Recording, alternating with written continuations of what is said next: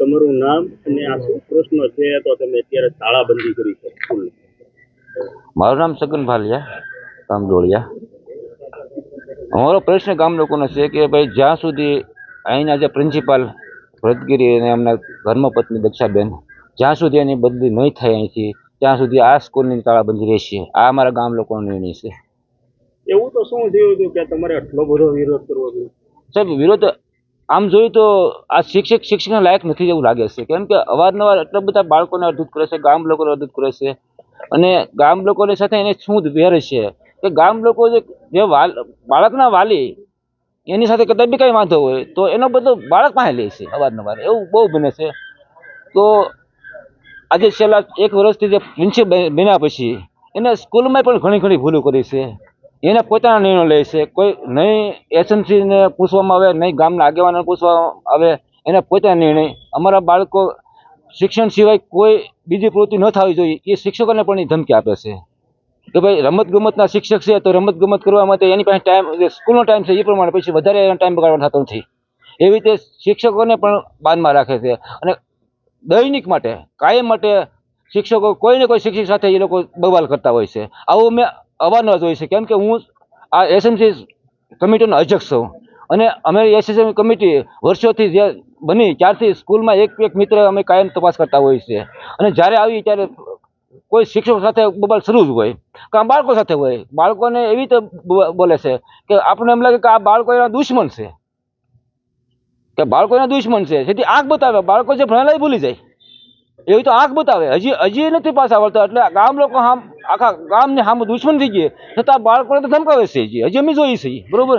તો એને બાળકો ભણાવવાના છે કે એને બાળકોને અડધું કરવાના છે એ અમને ખબર નથી પડતી. તમારું નામ અને શું પ્રશ્ન છે તો તાળાબંધી કરવાનું? મારું નામ ભોળાભાઈ મકવાણા, ડોળિયા ગામનો નાગરિક છું અને અહીંયા એસએમસીના સભ્ય તરીકે ફરજ બજાવું છું. તો પહેલાં તો ભરતગીરી ગોસ્વામી કોઈ શિક્ષકની લાયક છે જ નહીં, દક્ષાબેનને. જો આ બંને વ્યક્તિની જ્યાં સુધી બદલી નહીં કરવામાં આવે ત્યાં સુધી અમે તાળું ખોલવાનું નથી. આ ડોળિયા ગામનો નિર્ણય છે. અને પહેલાં કે જે 15મી ઓગસ્ટ આવી, અમારો મુદ્દો છે 15મી ઓગસ્ટ આવી, જે બાળકોએ દેશનો નકશો દોરેલો હતો આ ધ્વજારોહણની નીચે. તો ભરતગીરી અને જૂના શિક્ષક હારે બાંધણ થઈ તો દેશની નકશાની માથેથી હાલી ગયા. ભરતગીરી ગોસ્વામી જે આચાર્ય પોતે હતા એ તે અને આચાર્યનું પદ નહોતું. પહેલાં કાકા આચાર્ય હતા તે દેશના નકશાની માથે હાલી ગયા. તો પહેલાં તો મોટું દેશનું જ અપમાન કરી નાખ્યું. દેશની નકશા માથે હાલીને જૂના શિક્ષકનો કાંખલો પકડી લીધો. તો દેશનું જ મોટું અપમાન કર્યું. અને બીજું કે CATની પરીક્ષાની કોઈ તૈયારી કરાવવા દેતા નથી આ શિક્ષકો. તો તૈયારી માટે બાળકોએ કીધું કે બાપા આજથી, વાલીએ કીધું કે અમારે આજથી CATની પરીક્ષાની તૈયારી બંધ. કેમ તો કે ભાઈ આચાર્ય સાહેબે ના પાડી છે. તો હું આચાર્ય સાહેબને મળવા આવ્યો કે તમે કેમ તૈયારી કરવા દેતા નથી, એને તૈયારી કરવા આપો. તો એણે પછી એને તૈયારી ચાલુ કરાવી પણ તો પ્રિન્ટ કોઈ કાઢી ન દે. એને જે શિક્ષકો તૈયારી કરાવે ને કોઈ પ્રિન્ટ ન કાઢી દેવામાં આવે અહીંથી.